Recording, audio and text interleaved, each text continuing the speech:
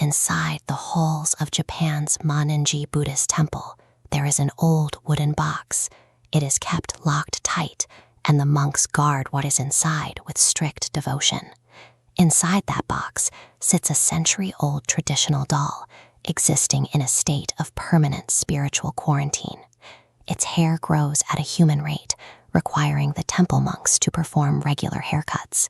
Visitors are allowed to see the artifact, but the rules are absolute. Photography is strictly banned.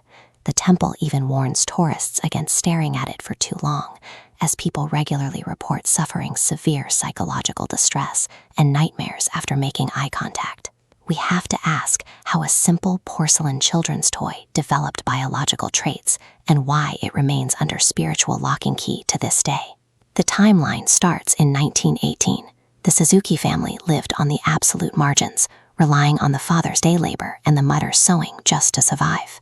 17-year-old Ikichi watched his little sister, Kikuko, approaching her 4th birthday in deep sadness because the family couldn't afford a single present. Ikichi decided to fix that.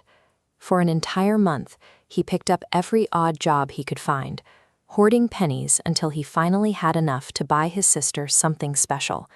He found a traditional Japanese doll in a shop window. It had a stark, pale face, deep, dark eyes, and a sharp, chin-length bob of synthetic black hair. Ikichi bought it immediately. Kikuko adored the gift, quickly naming it Okiku. But shortly after her birthday, a mosquito bite infected her with severe malaria. Her health rapidly collapsed. She spent her final days bedridden in agony. When she took her last breath, Kikuko was clutching the Okiku doll tightly against her chest. Japanese death rites of the era dictated that a deceased person's favorite possession should be burned alongside their body on the funeral pyre. Aikichi and his parents wanted to send the doll with Kikuko, but the local temple explicitly refused to allow the item to be burned. Denied that ritual closure, the grieving parents placed the Okiku doll on a shelf in their living room to serve as a memorial. They didn't realize that keeping the physical object might anchor Kikuko's unprocessed grief inside their home. The anomalies started quietly. Aikichi would wake up in the middle of the night to faint whispering. Sometimes he could hear the distinct sound of a little girl giggling, echoing from the empty, dark hallway. Then the physical environment began to react. Aikichi came home from work one afternoon to find his sister's old drawings scattered all over the floor, directly circling the doll. The windows were shut tight, and the room had been locked. When Aikichi picked the doll up to put it back on the shelf, he noticed a clear biological impossibility. The doll's hair, originally cut sharply at the chin, was now resting heavily on its shoulders. The stiff, synthetic fibers had softened, taking on a human-like brown tint. Right at the tips, the strands were developing split ends. Aikichi told his parents, but his mother dismissed it as an optical illusion. To prove her point, she grabbed a pair of scissors and cut the doll's hair back to its original chin length. The retaliation was immediate.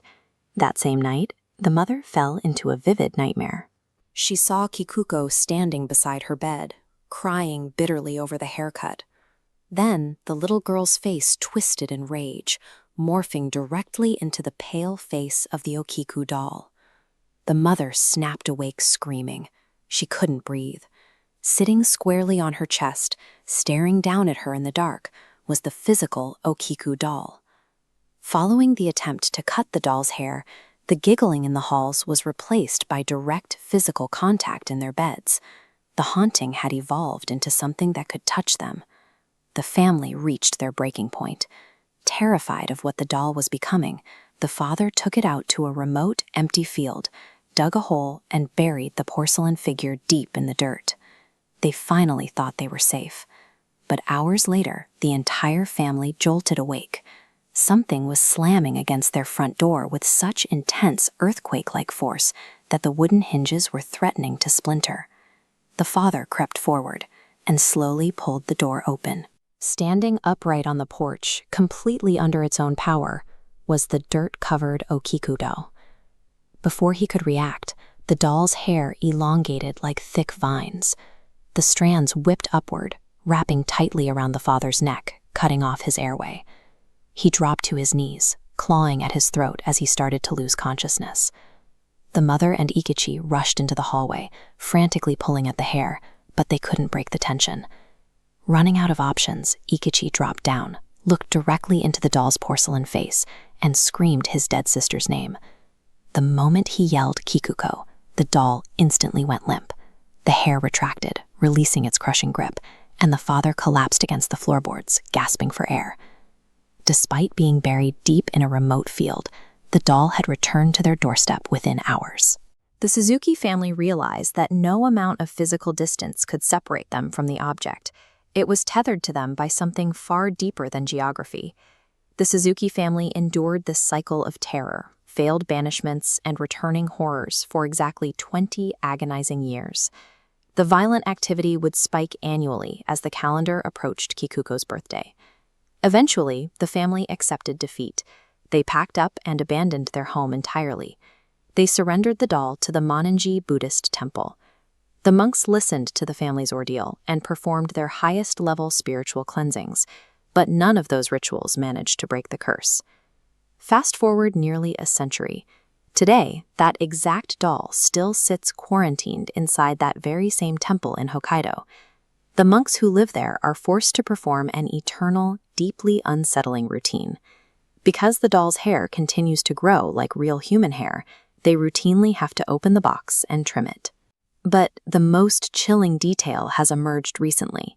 Observers and caretakers report that the doll's stiff porcelain mouth is slowly prying open over time, and inside that expanding gap, they can see human-like teeth beginning to form. Whether you view the Okiku doll as a grieving soul desperately trapped inside a toy, or an unexplained biological parasite feeding off human memory, the reality remains the same. It is a living monument to a tragedy that simply refuses to stay buried.